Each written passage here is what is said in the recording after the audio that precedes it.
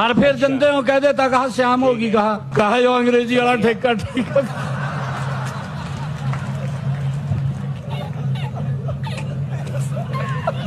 अगर किसी बच्चे का इंटरव्यू आ जाता, माँ बाप देखता था भाई कौन आदमी है जो विधायक मंत्री का और मुख्यमंत्री के खास आदमी है, उसके पास पूरे गांव को इकट्ठा करके ले जाता, अपने मोहल्ले को इकट्ठा करके ले जाता।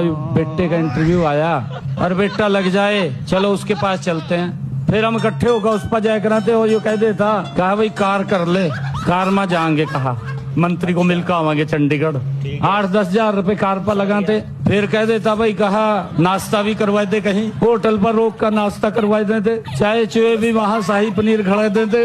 रणबीर गंगवार आपकी मजबूरी थी, आपने तो हाथ खड़े कर रखे थे जो मर्जी मंगवा ले भाई, पर मेरा छोरा लगवाए थे। दोपहर तक मंत्री की कोठी पर पहुंच जाते गड्डी लेकर, और आपने वहां कह देते कहा आप तो बैठो बाहर, मैं तेरे छोरे की बात करके आऊंगा। मंत्री से अंदर का हम बाहर बैठे रहा थे, क्योंकि वो तो उसका वो था चमचा दलाल।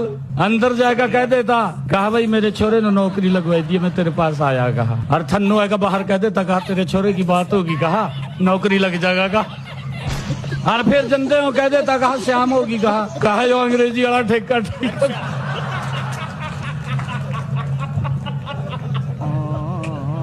गजब तो ये था, एक में तो काम नहीं चला था, कहा एक और पकड़ ले, कहा। ये भी कह देते कहा इतने पैसे का इंतजाम कर लिए जंदे जंदे।